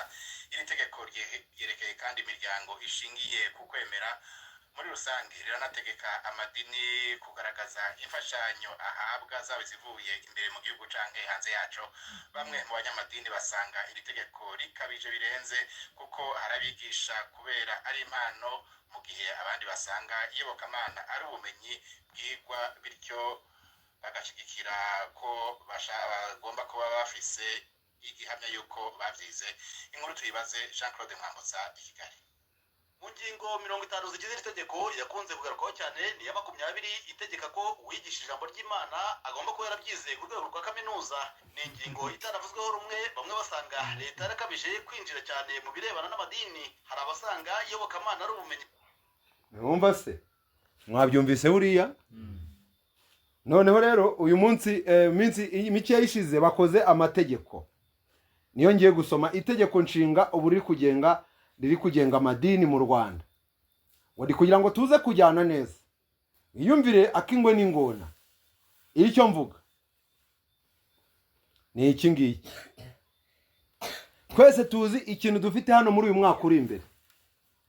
Nuko amadini bagomba kubanza kuyakanda kugira ngo yemere icyumweru. Kandi nuko bagomba kubanza kuyihanangiriza no kuyaka umudendezo kugira ngo aho yemwe ahatira abantu guhata umudendezo w'umutima nama. Sibyo? Icyo nicyo cyitwa gukurwaho ku mudendezo w'iyobokamana. Ndavuga mu gitabo cyitwa iby'Abadiventiste bizera, hari ibimenyetso by'iyobokamana bizagaragara. Havuzwe ibimenyetso 5 bizagaragara mu iyobokamana. Ngiye kuvuga ikimenyetso cya nyuma kuko ibindi nta wenda icyanyuma ninyivuga ibindi biraba byarabaye. Icya 5 kiravuga ngo gukurwaho ku mudendezo w'iyobokamana. Ni page ya 339. Haravuga ngo ububyutse bw'ubupapa buzibasira abakristo mu buryo bukomeye cyane. Uri kubyumva ra? Ngo ububyutse bw'ubupapa buzibasira bake abakristo mu buryo bukomeye cyane. Ukwishyira ukizana kw'idini kwabanje kuboneka binyuze mu ngorane zikomeye, kugashimangirwa no kwivangura kw'itorero na leta. Turi kumwe? Kuzagenda gutsembwaho ni ruto nyumwa gutsembweho burundu. Babifashijwemo n'ingufu za leta. Bazahatira abantu bose uburyo bwo kuramya bishyiriyeho, ngo kwemera kuramya muri ubu buryo. Muri kubyumva? Aha niho hazaba habayeho guhitamo. Muri kubyumva ra? Iryo jambo rikubivuga uko byanditswe. Aha niho hazaba habayeho kugira gute? Guhitamo. Ari ubu guhitamo ko harabaye. None ipine y'ubuhanuzi yikaraza uri hehe? Ati ngewe nzaza nitereremo muri dimanche nta kindi gitereko gihari. Ipine y'ubuhanuzi yikaraza uri he? Muri dimanche uziterera se kwande? Ipine y'ubuhanuzi yikaraza uri he? Si kibazo. Hepfo aravuga ngo noneho rero ibi ngibi bizakurikirwa no kwamburwa uburenganzira mu by'ubukungu, kuko nta muntu uzemererwa kugura cyangwa kugurisha keretse afite bya bindi biri hepfo bikurikiraho. Biboneka mu byahisho igice cya 13. Ubwo rero tugiye kwamburwa iki? Uburenganzira mu by'ubukungu. Ipine y'ubuhanuzi ikibazo kiri kubaza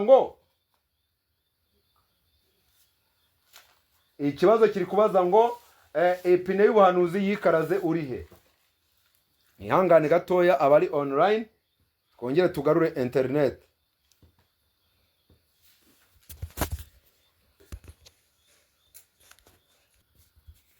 Reka twegere imbere no kuva muri kumva. Noneho twebwe twari turi gusoma amagambo yanditse mu gitabo cyitwa iby'Abadiventiste bizera. Ikimenyetso cya nyuma kizagaragara mu iyobokamana kandi kizaterwa n'iki? Mu byaduka harimo ingingo ivuga ngo ubwo tuzabona ikimenyetso cya nyuma twahawe, ubwo tuzabona Leta Zunze Ubumwe za Amerika irengeje ikiganza umwore wayitandukanyaga n'ubupapa, ubwo tuzabona bongeye gusingira ibyo gusenga imyuka y'abapfuye no gusenga abadayimoni, ngo tuzamenye yuko isi igeze mu gihe cyo gukora kwa satani ko kataraboneka kandi kwimeruka izaba yegereje. Muri kubyumva ra? Icyo kimenyetso kibaye hariya tumaze kubibona, nyuma yuko kibaye tubonye ibihise biba. Sibyo? Igikurikiyeho rero ni ugukora kwa satani ko kataraboneka. None ikibazo, ipine y'ubuhanuzi yikaraza urihe? Si kibazo? Kaniyegerera imbere amategeko mbere yuko twinjira mu gaheke k'umuceri, amategeko agiye kugenga amadini, ariko none ubwo nikira amategeko gusa, ahubwo ubu noneho ni itegeko nshinga ryasohotse nyuma yuko amadini ateranya akavuga ati abantu bose biyitirira amadini mu duhe urutonde rwabo, noneho itegeko nshinga rizajya rigira uko ribareba. Haranditswe inyemezabwishyu yemewe y'amafaranga y'u Rwanda angana na miliyoni 5 ya serivisi yo gusaba ubuzima gatozi adasubizwa yishyurwa mu isanduku ya leta. Iyo ni bigomba kugenga amadini. Ubwo buri hantu hose bari gushinga igikorwa cy'idini bagomba gutanga inyemezabwishyu ya miliyoni 5 ariko zisubizwa. Inyandiko y'uhagarariye umuryango imbere y'amategeko n'umwungirije iriho umukono wa noteri yemeza ko nta wundi muryango wanditse mu Rwanda bahagarariye. Icyemezo cy'imihwanire y'imamyabumenyi cyangwa imamyabushobozi mu by'iyobokamana kubahagarariye umuryango imbere y'amategeko bize mu mashuri makuru cyangwa kaminuza byo mu mahanga. Ariko urukumva ra, ugiye kujya hagarara imbere y'abizera, bagusanze ubu ngubu kuva itariki bakagusanga imbere y'abizera, itegeko nshinga riguhana rirahari. Utarize mu mahanga kaminuza. Iki mubimenyetso dufite cy'uko umwuka w'Imana yavuye mu madini, iki nicyo kimenyetso cya mbere. Kuko kuba umuntu wuzuye umwuka w'Imana adashobora guhagarara ku ruhimbi ni ikimenyetso cy'uko umwuka w'Imana yabavuyeho. Si byo se?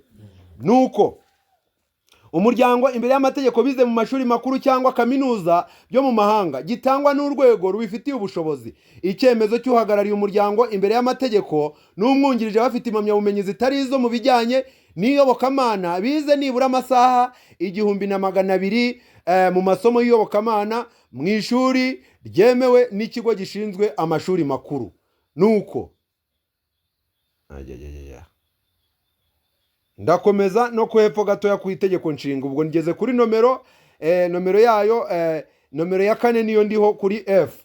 Icyemezo cy'imihwanire y'imamyabumenyi cyangwa hano marenge. Ingingo ya 22 ikumira ry'ihererekanya ry'amafaranga mu ntoki. Byaje bagusanga wahererekanije amafaranga mu ntoki, abakozi ba iri soresha nihera iri gica abana amafaranga batatanze IBM, Rwanda Revenue Authority iguca amande. Ubu ni contravention ni nko mu muhanda. Nyamara nubwo bimeze bityo, abisirayeli barabwiye ngo nubwo wiringiye umwami wa Egiputa, umwami wa Egiputa ntacyo azakumarira, azakubera nk'umwashuri. Uwiteka arababwira ati dore mwaragomye mwanga kwihana ibyaha byanyu, none Yerusalemu ngiye kuhubika nindangiza moze nk'uko umuntu yoza isahane akayubika. Ibyo niko byanditswe mu rwaka rw'ibyo ku ngoma igice cya 30. Moze nk'uko umuntu yoza isahane akayubika. Dore bari biringiye umwami wa Egiputa, none abaguye amahoro. Uwo mugaragu mubi yagiye kwifatanya, ariko azi ngo bizamugwa amahoro, inzoga zizamugwa amahoro, none nawe bimuguye nabi. Ariko twebwe ingingo ya 25 inkomoko y'imari n'imitungo by'umuryango. Ariko ri hano reka mbanze nsomeho. Umuryango ushyiraho ingamba zikumira ihererekanya ry'amafaranga y'inkunga mu ntoki, ahubwo ugashishikariza abaterankunga babo gukoresha banki n'ibigo by'imari byemewe n'amategeko. Ibi bireba kandi amafaranga ashobora guhabwa abantu cyangwa amatsinda mato ashamikiye ku muryango. Ku byerekeranye n'amafaranga yakusanijwe mu biterane cyangwa mu minsi mikuru y'imiryango, umuryango ugomba kubikorera inyandiko no gutanga raporo mu gihe hakusanyijwe amafaranga arenga ateganywa n'amabwiriza ku mihano ku by'imari birebana n'iterabwoba, gutera inkunga iterabwoba n'ikwirakwizwa ry'intwaro za kirimbuzi no kuritera inkunga. Akuzi ko amadini asigaye ari munsi y'utubari. Amadini niyo mpamvu ibyahishwe igice cya 18 iyo havuze ngo ihindutse icumbi ry'abadayimoni, baba bafite ikintu bavuze. Aharindirwa imyuka mibi n'ibisiga bibi bihumanye byangwa, ntabwo aka kabari byahishuwe byavuze, ni mu nsengero. Ingingo ya 25, inkomoko y'imari n'imitungo by'umuryango. Inkomoko y'imari n'umutungo by'umuryango bikomoka muri ibi bikurikira: amaturo, icya-10, amafaranga acibwa kuri serivisi zitangwa ku mihango itandukanye irimo iyo kubatirisha, gushyingira, gushyingura n'ibindi, ishimwe, impano n'umurage, inkunga, ibindi byose bigaragara nk'inkomoko y'ibiginjiye cyangwa se umutungo w'umuryango. Tujya hariya kuri screen turacyareba ese epine y'ubuhanuzi yikaraze uri hehe? Urakomeza wumve hariya umwami wa Egiputa yakamejeje, Babuloni ntabwo ikina. Umva iradiyo, abatajya bumva FM mwihorera mwirebera ngo mitsutsu, namwe turabasuhuza. Ipine y'ubuhanuzi iri kwikaraga, umva kuri radiyo hariya.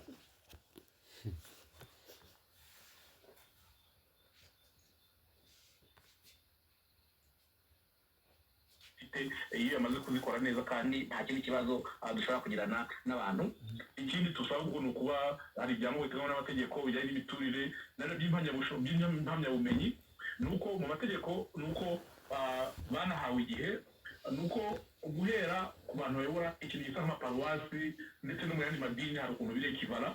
Abo bantu bakwiye kuba, ntabwo rwose mwahoze mubivuga neza, ntabwo uyu munsi turi muri 2024 ni umunsi kugira ngo uyobore abantu hari icyo bigusaba, imitamuzi y'ubumenyi bigusaba. Wigisha iyobokamana, wakira abantu, wakira imiryango, wakira abantu banyuranye, hari ubumenyi butangwa ugomba kuba ufite wiyongera ku muhamagaro ufite, kugira ngo umuhamagaro wawe ugire koko akamaro abo ukorera. Niyo mpamvu mu bisabwa harimo impamyabumenyi y'iyobokamana, kandi ibintu byumvikanyweho, abenshi baranabikoze, ni benshi banabifite. Niyo mpamvu tuba tugomba kugenzura ngo turebe uko babyubahirije, kandi igihe barahawe bagihagije kugira ngo babikore. Ibi byose birarebwa. Ahasigaye ikindi rero ni uko ibindi by'inyubako byo twanabivuzeho. Ikindi kintu rero tuzajya dukwiye kuganiraho n'abana bigisha. Mumaze iminsi mubona ubutumwa ugenda wita kuri social media, cyane cyane bikunda ndetse n'ahandi, aho usanga hari abahitisha n'ubutumwa ubona rwose ukibaza niba ari Imana yabatumye cyangwa se niba ari ibyo bitumye, ugasanga ni ibibazo.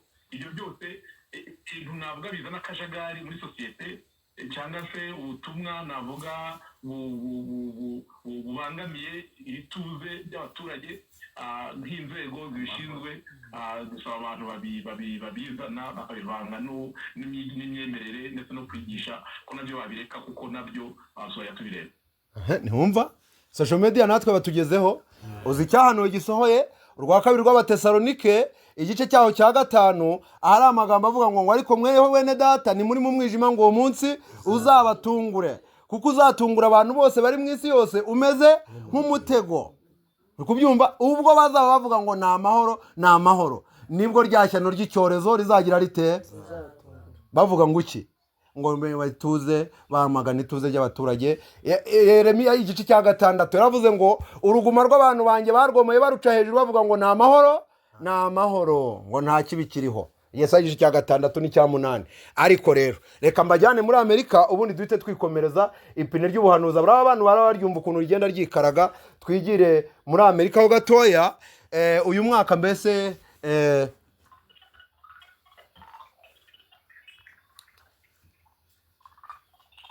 reka tujye muri Amerika gatoya, tugire ikintu dusomayo, niturangiza tuganire n'abariyo kugira ngo dushake naho duhinira, ubundi tube turashoje. Catholic Cardinal tells Fox News that Americans have newfound application of faith. Abantu bajya bavuga ngo ikimenyetso twahawe ni muri Amerika, ariko twebwe mu byo tumazemo iminsi twabonye Uburayi, sibyo? Uburayi mu kwa mbere bafite iki? Mu kwa mbere bafite iki? Nitwakibonye gushyiraho umunsi umwe wo kuruhuko bari bafite bahawe na Constantinople, sibyo? Abantu bavuga ngo niba shaba ushireho, yeho twabwiwe ni muri Amerika, sawa. Muri Aziya dufite iki? twabonye Papua New Guinea, twabonye Ubuhinde, twabonye Argentina, twarazengurutse, twarahabonye hirya no hino ku isi gahunda bafite. Muri Amerika dufite 2025 project 2025 iri mwiki ngiki dore hano. Catholic Cardinal tell Fox News that Americans have a newfound application of faith. Nuko ngo bashyizeho ikigega kimwe, bashyizeho ikigega gishyashya cy'imyizerere, gishyigikira imyizerere muri Amerika. Kubyumva? Catholic Cardinal tell Fox News that Americans have a newfound application of faith. On Sunday, ku cyumweru December kwa 12 tariki 22/2024, American Catholic Cardinal Timothy Doran of New York told Fox News during interview that the world is changing for the better, especially in the United States. Yabwiye ikinyamakuru cya Fox News yuko isi iri kugenda ihinduka mu buryo bwihuse cyane, by'umwihariko muri Leta Zunze Ubumwe za Amerika. He expressed that Americans are tired of the idea that religious is status or toxic and should remain private. Cardinal Doran stated that religion should be in public space. He also said that faith and religion are shrouded in a mystery, but is the responsibility of the church to explain those mysteries. Ngo amadini ngo asigaye ameze nk'akorera mu bwiru, ariko ngo amadini ubwayo afite inshingano zo gusobanura ubwo bwiru asigaye akoreramo. Kubyumva ra? Elena White yashyizeho n'igihamya cya Elena White, reka ndenge iyi page, ariko bashyizeho ikigega nyine gishyigikira ukwizera kumwe kw'Abanyamerika. Harya mwumvise no kwizera kumwe kw'Abanyarwanda? Inyigisho za papa zigehe? Ibyo ndabishyira hariya abantu mu birebe. Hari ikibazo rero, hatagira umuntu uvuga ngo navuze ngo ni ibihohana kwirakwije tujye muri Amerika. Abantu muri Amerika dufite ikibazo dushaka kubaza. Hari umuntu uri muri Amerika witeguye kuvugana natwe? Umuntu uri muri Amerika mbese waba witeguye kuvugana natwe ku nsanganyamatsiko yacu turiho, mbese ipine ry'ubuhanuzi ryikaraze uri hehe? Hari umuntu uri muri Amerika watuvugisha ngo turebe?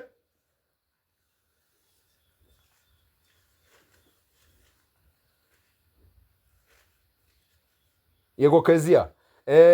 Kezia muraho neza? Yesu nashimwe. Ahimbazwe. Tumaze kumenyerana yuko uherereye muri Canada, mbese muri Canada uyu mwanya mumeze mute? Turabizi ko muri muhe bya hiver cyangwa se igihe cy'ubukonje, mbese mumeze mute muri uyu mwanya?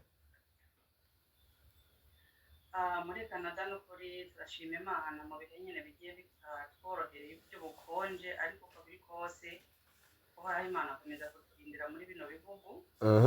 Ariko gusa ikigaragara hano muri Canada, ibyo ndebesha amaso nkareba nkabona ni uko igitegerejwe ari itangazo rya dimanche ryonyine. Uhereye ku wa mbere ukageza ku isabato, hano ibikorwa bigenda uko bisanzwe, umuhomba ni wose nta ngorane zihari. Ariko iyo ugeze dimanche ibikorwa byose bisa nkaho bihagaze, n'abafungura amaduka yabo bayafungura bavuye mu nsengero. Nka mwaedo transport yo ku munsi wa dimanche udafite umuduga ni ingorane kugira ngo ubone dimanche. Ubone transport ishobora kugutwara ku munsi wa dimanche, kuko urashobora guhagarara hanze uteze autobisi ihita rimwe mu isaha, ariko mu yindi minsi autobisi ihita mu minota 10. Icyo mbona hano muri Canada gusa bategereje ni ishigwaho rya dimanche umunsi rizotangarizwa, kuko ubutumwa ntabwo bubwirizwa, abadivantiste barabwirengagije. Basigaye noneho ibyo nsigaye mbona n'agahomera bumwa, umugabo asigaye agenda mu rushengero yasusama menshi nk'ay'abagore, akagenda yambaye amaherena abiri ku gutwi, usanga abagore bambaye imigufu ku maguru, ukitegereza ukavuga none iri ni ishengero cyangwa ari kadayimoni. Kuva rero igihe nsohokeye mu rushengero bakomeje kunyirukaho cyane, baranyirukako ku buryo bw'uko n'umunsi w'ejo nabonye apere y'umukuru w'ishengero ava muri Moka Island bita Anguilla, ampamagara ambwira ko ngo bifuza ko uyu munsi turi gufatanya guserebura Christmas. Ndamubaza ati ese Christmas yanditse muri Bibiliya? Hari aho ushobora kubinyereka ngo ndabyizere? Yaciye ambwira ngo oya, ngo ntacyo, ngo tuzoganira ubundi. Aca ku telefone maze kumubaza ibyanditswe muri Bibiliya, nta kindi yongeyeho. urumva ko hano muri Canada mu Yes. Canada igendera ku cyo Amerika itangaje. Yes. Kuko Canada ntabwo igira umuperezida, ikorera mu Bwongereza. Mm. Amerika niyo igira umuperezida. Canada dufite premier ministre. Yes. Itegeko rivuye muri Amerika niryo na Canada icishira mu bikorwa. Urumva rero icyo Amerika izoca itangaza nicyo gice kibo mwanzuro utufata na Canada. Yego. Nuko tubayeho hano muri Canada murakoze cyane. Amina. Amina. Arakoze cyane mushiki wacu bagira prime minister wabo ni n'umutinganyi, ntekereza ni hano mfite ijambo rye ari kwemeza yuko ari umutinganyi rwose, ariko turacyaganira kuko abantu benshi mw'iyi minsi hariho impagarara, harimo akavuyo mu bantu b'Imana ngo mbese ariko turaganira, wenda hari igihe twe turebera ubuhanuzi mu Rwanda cyangwa se ipine rikikaraga mu Rwanda, rikikaraga i Bugande, rikikaraga muri Europe, ariko biba ari byiza iyo dukomeje gusangira amakuru n'abantu bagiye bari hirya no hino ku isi. Mbese mu bandi bantu bari mu bindi bihugu bya Leta Zunze Ubumwe za Amerika nta wundi muntu waba wageze muri iri teraniro yemwe? Yesu ashimwe. Yesu ahimbazwe. Yego, nanje ndi muri Canada. Ariko nkaba nshaka kunganira ku byo mushiki wanje yabavuze, ibintu by'imyizerere ahangaha. Hanyuma ni amazina ninde? Sorry, ni John, Chance John. Hanyuma John, ngewe mfite ikibazo nashaka kubaza muri content twari turimo, twari turi muri Matayo 24 ku murongo wa 45, aho twavugaga iby'umugaragu mubi uzifatanya cyangwa se ibyashu cya 18 havuga urwifatanye abantu bamaze gusinda, umugaragu amaze gusinda. Mbese aho ngaho mu bihugu bya Canada cyangwa mu bihugu bya Leta Zunze Ubumwe za Amerika haba hari urwo rwifatanye rw'amadini, icyo Bibiliya yasobanuye mu byashu cya 18 cya 14 umurongo wa 9, isobanuye yuko igishushanyo cy'inyamaswa ari impuzamadini cyangwa se ubumwe bw'itorero n'isi cyangwa se Church and State Union. Mbese aho ngaho haba hari bimeze bityo cyangwa twaba ari twebwe twirukankana ibintu hano kubera ko bitewe n'ibirere turimo? Murakoze, ariko kintu ndavuga aho ngaho muri Canada ntabwo wamenya ko bihari, ariko birahari bitewe n'abo buri kumwe nabo, abo musengana. Ubu n'ubundi ibintu bimeze nk'aho kwihuza ko madini biba bimeze nk'aho bihari, kuko imyemerere yabo barakubwira se bose ni abakristo, natwe turi abakristo. Kubera iki washaka kuvuga ngo basenga imana zitandukanye n'izacu, kandi nabo n'abakristo ngo rusenga ku isabato? Yego, hari imyumvire yacu n'iyabo, ariko twese turi abantu bamwe. Ibi ni ibintu mbona nk'aho bimeze nk'aho ibintu byameze nk'aho bahujije amadini. Nk'ubu ngubu ho mvugira no kuja gusenga, sinja gusenga, ubwo bagize amahirwe sengera kuri platform. Nibyo bigisha hariya, kwigisha byo ntacyo bitwaye, ariko imikorere, abayobozi, Sabbath school, imyambarire yabo ntiyabise. Njye mbona rero n'ubundi bameze nk'aho ari urwiyunge rw'amadini, bari ukuntu bambara, imyambarire yabo, imyizerere yabo, amategeko, amabwiriza bagenderaho ntaho bitandukanye n'abadivantiste bo muri iki gihugu. Arakoze cyane umuvandimwe, ngira ngo urakoze Chance. Dusigaranye wenda ejo tuzakomeza gahunda yacu, dusigaranye iminota 6, ejo tuzagaruka kuri iki kiganiro. Reka nshaka aho ngifungira kugira ngo narenze amasaha, tuzakomeza ejo ku mugoroba nanone. Murakoze, Imana iguhe umugisha. Yes, ejo tuzagaruka mu Burayi, ariko twaganiraga amagambo avuga ngo ipine y'ubuhanuzi yikaraze. Reka rero twibaze iki kibazo. Aba bantu ipine y'ubuhanuzi yikaragiyeho birangiye muri 70, bose bavugaga amagambo nk'aya none bavuga ngo turi abantu b'umunsi wa 7, ishyanga ryera, abantu Imana yatoranije ikabakura mu mwijima w'icuraburindi ikatugeza mu mucyo w'itangaza. Nibo bishe Mesiya.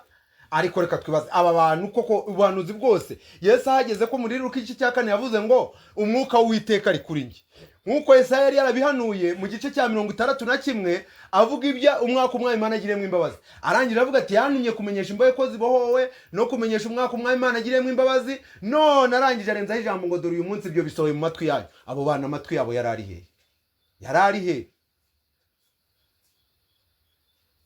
hehe yewe? arangije arababwiriza ati igihe abantu badatekereza bose muri 70 nta n'umwe wasigaye. Titusi yaraje abasiba ku ikarita y'isi. Uyu munsi n'abantu batumva umuntu abwira bakazabiranwa n'uburakari. Babwira ati dore wahagaze ku ntuze ku ruhimbi ushishikariza inkingo. Wahagaze ku ruhimbi bakubaza bati uriya mukobwa se wamuteye inda ko duhora tubaza ugaceceka. Umuntu agahakana. Ariko dore birinze biza Titusi biraza kuranya n'undi byago birindwi bitsembye abantu. Turi kumwe yemwe. Reka tugere muri gahunda ya Yesaya 24 icyo gitumye isi twikwa hagasigara bangana iki. Urebe ko none nimba ari ijambo ryavuye mu kanwa k'Imana itabeshye urebe ko ritazasohora. Iki kibazo kigomba kwimanukiramo Imana ikiyize. Mu gitabo cy'umugenzi harimo umusaza ushesha kanguhe. Paje yaho ya 67 babwiye ibyahanuwe, ariko hari ikintu cyamuranze uyu mugenzi ushesha kanguhe ngira ngo uze kumva nawe urebe ko ari cyo kikuranga. Umugenzi igice cya 2 paje ya 76 haranditse ngo Ruzirabwoba, nahise nibuka ko databuja ubwe yagiriwe nabi, ariko nyamara nyuma ya byose yaje gutsinda. Matayo. Ibyo ari byo byose ndabona ko Imana yatugiriye neza ikatuvana muri kiriya gikombe kandi ikanatuvana mu maboko y'uriya mugizi wa nabi. Nge rero nkaba ntacyo mbona cyantera kuyishidikanyaho mu bihe bizaza, kuko hano yaduhamirije iby'urukundo rwayo. Nuko barahaguruka baragenda, bataragera kure bagera ku giti kinini cyane, kandi munsi yacyo hari hasinziriyemo umugenzi ushesha kanguhe. Wari hasinziriyemo umugenzi umeze utera. Umva aba bagenzi bashesha kanguhe baragwiriye. Kandi aba bagenzi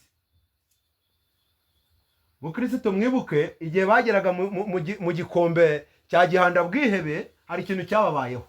Bageze mu nzira ebyiri ikati buryo n'ahandi ku ruzitiro, ngo Mukristo aravuga ati ngo reka tunyura.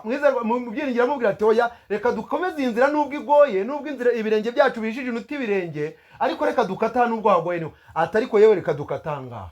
Nuko bakigera imbere babageze kwa gihanda bwihebe. Cyamamaranye amajoro angahe? Ane kibakubita. Nuko bajya kubaza umugore wa gihanda ati none tubigenze dute? Abantu batanze uhamya ko bababari hari uwo umugore wa gihanda yavugishije ngo bigeraho ngo na Satani amubwira ngo iyahure. Umugore yagira inama bwihebe yarabwiye inama umugabo we ati aba bantu bagende babwire biyahure. Uzi ko dufite abagenzi bamaze kugeraho babwirwa ngo ni mwiyahure. Ni mwiyahure. Bitewe no kugwa kwabo bantu barareba intambwe bagezeho bagwa, baragiye baramanuka bareba ubuhamya batanze, bareba indirimbo baririmbye, ibyigisho bigishaga, ahantu bageze bazirikiye mu kwa gihanda bwihebe ari kubahonda ari no kubabwira ngo ni mwiyahure. Ariko rero haje umuntu witwa Muhabwa buntu bwishi abakuraho hano, ariko ngo icyatumye bajyayo barimo baganira inkoni zabariye, yaravuze ngo rero kandi nakubwiye ko irya rya nzira, ariko ngo icyatumye nkubaha umbwiye ngo dukate hano, ngo navuze ati buriya kuva ari we musaza muri uru rugendo bituma nkubaha ndaceceka. Umva abasaza muri uru rugendo ye umve abo bantu baragwiriye bakubwira ngo Imana yakubwiye ngo ntuzasubiza inzira yakuzanye. Undi musaza ngo muri uru rugendo azakubwira ati ngo garuka nanjye ndi umuhanuzi nkawe. Umva natwe twarabwirije na 2010 twarwanyije tumumenye, twarwanyije abagorozi, twarwanyije inyigisho z'ubuyobe, nanjye ndi umubwiriza nkawe. Iyi ntambwe ntabwo ariyo dukate hari. Abo baragwiriye n'abikingije benshi. Abantu benshi baki umva barire kuri iryo jambo ntabwo bakingiwe. Abantu benshi biriya bintu byabayeho benshi batewe ngo yaduhaye ububyutse ngo volume 7 ntabwo rwose yatuyobya kuva avuze ngo twikingize buriya ni umuntu w'Imana. Igihe abantu batagira gutekereza barabyihorera, ubugingo bwabo babubitsa General Conference, umutima nama bawugurisha na General Conference. Hariya General Conference umutima nama mbona izishyura kiriya kiguzi. Nuko bataragera kure bagera ku giti kinini cyane, kandi munsi yacyo hari hasinziriye umugenzi ushesha kanguhe. Bamenya ko ari umugenzi kubera imyambaro ye, umukandara we n'inkoni ye. Harya inkoni ni ikira abese cya gatandatu umurongo wa 10. Inkoni ni iki? Naho umukandara ukuri si ukuri.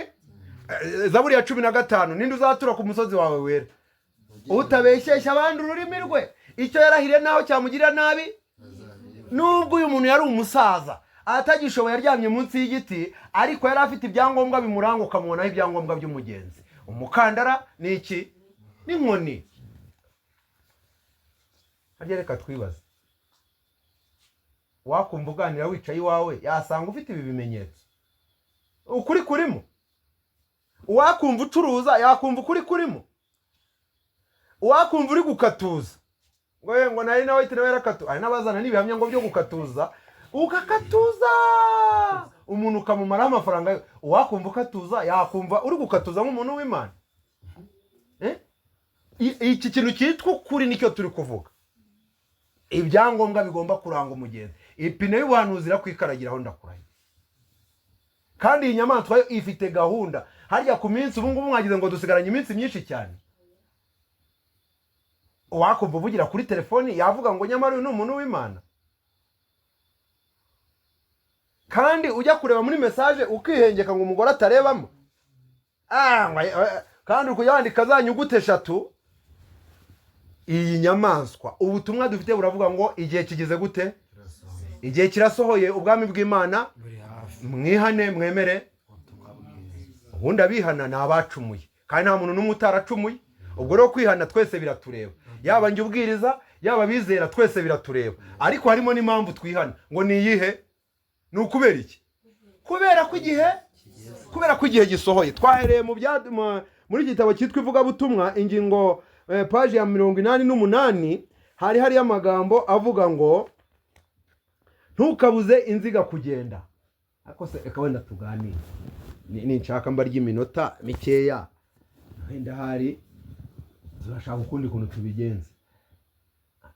Ko nta muntu uzahamagara ngo ibintu nibitangire, ko nta muntu uzasenga ngo bize, ko nta muntu uzakisenga ngo bikererwe. Muri Daniel gice cya 8 umurongo wa 23 ko tubasanga ngo abo bami bombi bazajya bicara ku meza amwe ariko bazaba baryaryana imeruka izabatungura mu gihe cyategetswe. Sibyo? Igihe cyarategetswe. Ariko ntuzemererwa kujya aho ushaka, ntuzaryama mu nzu yawe, ntuzagenda kuri moto yawe, uzaba ufite amafaranga ntacyo uzayamaza, ko ntawe uzahamagara ngo bize abantu. Koko igihe cyagize gute? Ibi bintu kubera icyo abantu batabyumva. Wumvise ipine ryarakwikaragiyeho? Nimba ryarakwikaragiyeho rero igihe kirasohoye. Ubwami bw'Imana buri hehe? Nimugire gute? Mukora igikwiriye. Hariho abantu bafite imitekerereze idakura ikurikije uko umurimo ukura, ahubwo bakareka umurimo ugakura kurenza uko babibona. Abo bantu badashyira mu gaciro ngo bagendane n'umuvuduko w'umurimo ngo barebe niba hakenewe ibirenze ibyo basanzwe basabwa, ntibari bakwiriye kubangamira inziga zatangiye kwikaraga ngo babuze abandi kujya mbere. Nibikunanira sigara ariko ureka abandi bagende. Erega no kuzaba uturanye n'umuntu ugiye mu ijuru naryo ni uzashya ufite igarade. Sibyo ra? Uzi ku munzi wawe havuyemo umuntu akajya mu ijuru. Washya ariko ufite igarade uvuga ati munzi wanjye hari umuntu ugiye mu ijuru. Ariko reba byuze no mu muryango wawe rase urukumva uzabusa n'umuntu udafite ku bisekuru na 5 hatarimo n'umuntu n'umwe ugiye mu ijuru.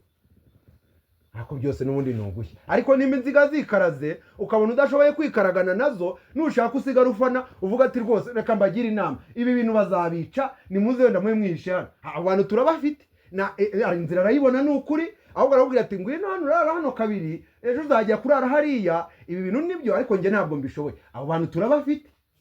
Inzira niyo ariko ntayemera ntayigenderamo. Ugati ahantu kureba bari gukubita ku gakanu wabaye wigende wafasha agatike ukabugiye akaguha n'itike. Ariko ejo bavuga bati twebwe twumvira abayobozi. Ntumva? Igihe kirasohoye ubwami bw'Imana buri he? Nitwihane twemere ubutumwa bwiza. Uwiteka tugirire neza. Hari ababajije ikibazo kimwe ngiye gusubiza cyabaza ngo none ngo umuntu abwirwa n'iki ko yemewe n'Imana? Haryo umuntu yemerwa n'Imana nabimenye? Arabimenya. Igitabo cyitwa ubutumwa ku basore page ya 259 aravuga ngo ngo gumana Bibiliya yawe ijambo ry'Imana ntukarishyire ku ruhande, ngo guma imbere y'Imana kugeza ubwo ibyifuzo by'agakiza bivutse muri wowe. Kugeza ryari? Ngo guma imbere y'Imana kugeza wumvise muri havutsemo ibyifuzo by'agakiza, ngo kandi uhawe ikimenyetso cy'uko ibyaha byawe byababariwe.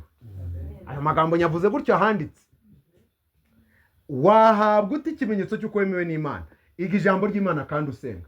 Bibiliya yawe ntukayishyire ku ruhande kuko ariyo bugingo bw'iby'umwuka. Ngo guma imbere y'Imana kugeza ubwo ibyifuzo by'agakiza bivutse muri wowe, kandi igihamya kidashidikanywaho cy'uko ibyaha byawe bibabariwe kibonetse. Uwiteka tugirire neza mu izina rya Yesu. Reka none duhagaze dusoreze kuri ya ndirimbo twatangije, wa muragwa we amahanga yasubiranyemo, bose baradagadwa bihebye, cingo uyu mwanzi yakubohesheje. Wa muragwa we mbese kuhunikira kucongo yugiye kugerayo, kanguka bwangu shaka intwaro zawe wizarira dore byatinze rwose, amahanga yose yasubiranyemo, bose baradagadwa bihebye, cyumva kwamagara hindira hose, wa muragwa we wigumya gutinda, nugwabizwe n'iby'iyisi biguhenda, reba ubwiza bwabyo burashira, cingo y'umwanzi yakubohesheje, wa muragwa we zicikeho bwangu, nyabuneka ntugire imitima ibiri, bomasumwa matagutungura, dore umucyo utangiye gutangaza, muragwa we vuza impundu wishimye. Kadusenge.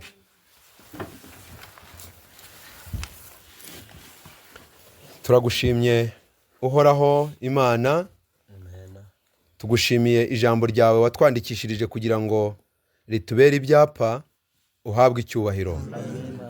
Ibimenyetso biragaragajwe, tweretswe igihe kiri imbere yacu ko ari kigufi, nta gihe dufite hano imbere. Nyamara Mana, turacyafite ikibazo mu mico yacu, dushobora kubana n'abatahajuru, nyamara imico yacu nihamanye n'abaturage baho. Turagutabaje kugira ngo uduhindurire imico, uduhe wa mutima wari muri Kristo Yesu. Utanga umugisha wo kwimenya no kwisobanukirwa, kugira ngo twibone nk'uko tubona, bidutere kukunihira no kugutakambira, kugira ngo duhindurwe n'ubuntu bwawe. Wasezeranye imbaraga, uravuga ngo tuzahabwa imbaraga umwuka natumanukira. Turagusabye kugira ngo utange imbaraga wasezeranye. Tubisabye mu izina rya Yesu. Amen.